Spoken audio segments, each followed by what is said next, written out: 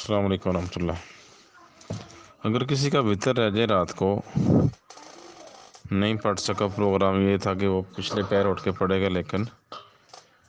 پچھلے ٹائم اسے اٹھا نہیں گیا، فجر کی اذان ہو گئی، تو نماز وطر کا ٹائم نماز عشاء کے بعد سے لے کے طلوع فجر تک ہے، تو اس کے بعد اب وطر قضا ہوگا، اور پھر قضا کا ٹائم جو ہے وہ سورج طلوع ہونے کے بعد سے لے کے زوال آفتاب تک کا وقت ہے۔ اس وقت میں کسی بھی وقت وطر کی قضا دے سکتا ہے، لیکن اب دن کو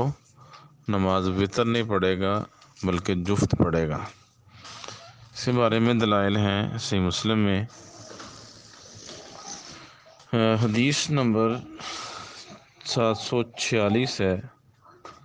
اس میں یہ ایک طویل حدیث ہے، اس کا ایک ٹکڑا جو ہے سیدہ عائشہ رضی اللہ تعالیٰ عنہ بیان کرتی ہیں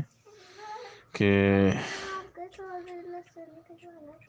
نبی وسلم کی عمومی جو نماز تھی رات کی وہ 11 رکعتیں ہوا کرتی تھی۔ جب آپ بوڑھے ہو گئے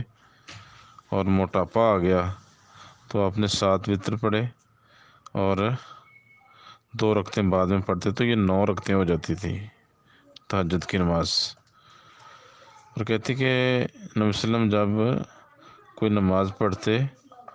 تو آپ کو یہ پسند تھا کہ آپ اس پر ہمیشگی اختیار کریں۔ وَكَانَ إِذَا غَلَبَهُ نَوْمٌ أَوْ وَجَعٌ عَنْ قِيَامِ اللَّيْلِ، جب قیام اللیل سے نیند یا کوئی تکلیف غالب آ جاتی ہے اور آپ قیام نہ کر سکتے، صلی من النہار سنتئی عشرۃ رکعۃ،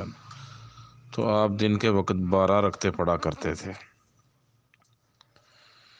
تو دوسری روایت ہے صحیح مسلم میں ہی 746 نمبر روایتی، سیدہ عائشہ رضی اللہ تعالیٰ عنہ بیان کرتی ہیں کہ رسول اللہ صلی اللہ علیہ وسلم کی جب رات کی نماز کسی تکلیف وغیرہ سے فوت ہو جاتی، صلی من النہار سنتئی عشرۃ رکعۃ، تو آپ دن کو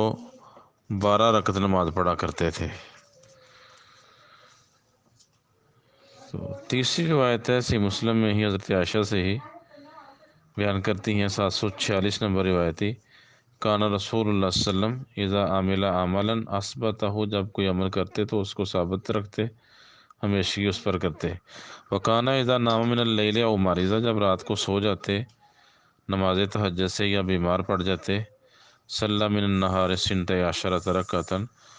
تو آپ دن کو 12 رکعت پھر نماز پڑھا کرتے تھے۔ اور کہتے میں نے رسول اللہ صلی اللہ علیہ وسلم کو نہیں دیکھا کہ آپ نے ساری رات قیام کیا ہو تاکہ صبح ہو گئی ہو، اور رمضان کے علاوہ کسی مہینے کے مسلسل روزے نہیں رکھے۔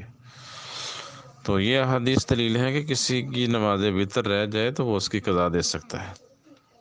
تو قضا پھر دن کے وقت ہوگی تو نہار کا تعلق سورج چڑھنے کے بعد سے ہوتا ہے، جب سورج چڑھ جائے اور اس کی پلاہٹ ختم ہو جائے اس کے بعد پڑھیں، اور اس کا ٹائم ظہر سے پہلے پہلے ہے۔ ایک روایت ہے صحیح مسلم میں 747 اور سنن ابی داود میں جامع ترمذی میں 581 نمبر روایت ہے۔ حضرت عمر رضی اللہ تعالیٰ عنہ بیان کرتے ہیں کہ رسول اللہ صلی اللہ علیہ وسلم نے فرمایا، من نام عن حزبہ او عن شیء منہا، جو اپنے کسی حصے سے نماز قرآن کی تلاوت سے سویا رہے، تو وہ نماز فجر سے لے کے نماز ظہر کے درمیان اپنا جو فوت شدہ تلاوت کا حصہ ہے اس کی قرأت کر لے، تو اس کے لیے اتنا ہی ثواب لکھا جائے گا جیسے اس نے اس قرأت کو تلاوت کی ہے۔ تو یہ تو تلاوت کسی کا کوئی وظیفہ ہو یا کسی نے کوئی آیت بنائی ہو کچھ پارہ پڑھنے کی، کوئی اس طرح، وہ تو نماز فجر کے بعد بھی پڑھ سکتا ہے، نماز فجر ہو جائے تب بھی پڑھ سکتا ہے۔ لیکن جس کے وطر رہ گئے ہوں تو وہ،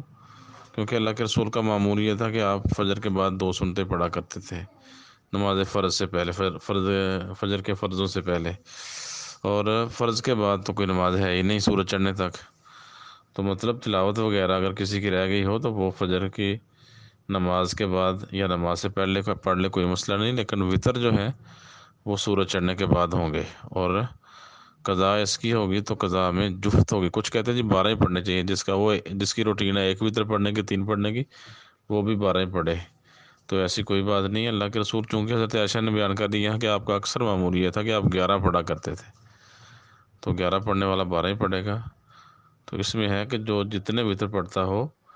اس کے ساتھ ایک رکعت اور بڑھا لے تو اس کی جفت نماز ہو جائے گی، اور یہ قضا کی صورت ہوگی۔ السلام علیکم۔